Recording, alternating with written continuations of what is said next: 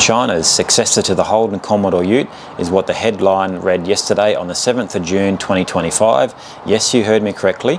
China's successor to the Holden Commodore Ute could be coming soon to you in Australia. Would you consider buying one of these? Well, in today's video, I'll go over what this imported product from China may look like, its performances, features, specs, power outputs, or is this just another leftist propaganda media beat up to push everybody down the road of electric vehicles and plug-in hybrids? We'll find out in today's video. My name's Matt and you're watching Curtis LSA TV. So a report out yesterday read, headlined, China's successor to the Holden Commodore Ute.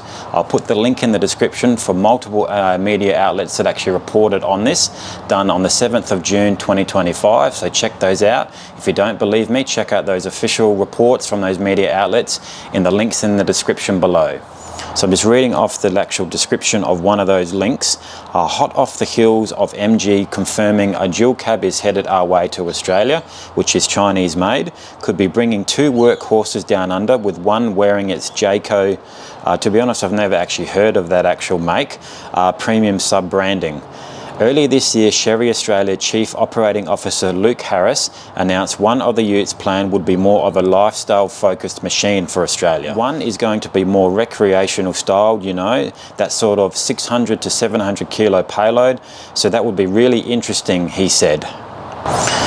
Now, it appears that the lifestyle-focused Ute will be a Jaecoo. Here is a photo of that actual SV Jaecoo. I think it's called the J8. That's actually going to be possibly done in Ute form. There's no official photos of it yet, but the report that I'm actually reading here actually states it could actually look like this in actual Ute form. The reports say it'll be SUV based in a similar vein to old Holden Commodore and Falcon Utes, which were based on passenger car underpinnings. Or, to my understanding, a Commodore and a Falcon Ute was not SUV based, from the ladder frame that underpins big players such as a Ford Ranger, Toyota Hilux, Nissan Navara, etc., and what will form a basis for the tough Chery branded workhorse. Here's an actual photo of that. I mean, to me there looks like a Ford Ranger. Let me know in the comments below.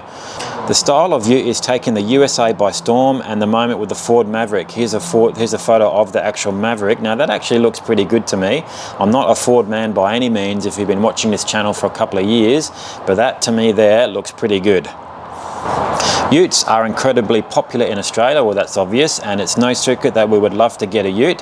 I think it would be great to get a Ute for both brands, said Chery Australia Public Relations boss Tim Krieger, I think that's pronounced. So whatever we decide to bring in has to be right for the market, and we can't just bring in something for sake of bringing in a replacement Ute for those Holdens and Fords flooding market and ownership. Well, to me, that JA Ute, if that's going to be in Ute form, is not going to be replacing Holden Commodore and Ford Falcon Utes in Australia, but that's my opinion. The Jaecoo J8 large SUV, here's again a photo of one, could underpin the Jaecoo Ute, which means a 2-litre turbo petrol engine that makes 183 kilowatts and 385 newton meters of torque, paired with an 8-speed automatic transmission. Torque vectoring could also be used in these, and advanced adaptive suspension that can control each wheel independently, the report states. So torque vectoring was used in the later model of the HSVs. My actual HSV has torque vectoring. Here's an actual video link to me explaining what torque vectoring actually is. Check out that link right there. It won't be able to tackle off-road tracks, but will be able to handle gravel roads. Well, there you go. The plug-in hybrid power could also be a possibility, which could potentially have 330 kilowatts and 700 newton meters on tap, the report says. So yes, Chinese successor to the Holden Commodore Ute is what the headlines read yesterday on the 6th of June 2025. I thought that was pretty funny in my opinion, but that's just my opinion. But you need to ask yourself this question: would you purchase a Chinese imported Ute which may look like this over a Holden Commodore and Falcon Ute in Australia? Or would you consider replacing your existing Holden Commodore or Falcon Ute in Australia with one of these Chinese imported products? Let me know in the comments below. I'd love to hear your thoughts on it. And that was today's video. My name is Matt and you're watching Curtis LSA TV.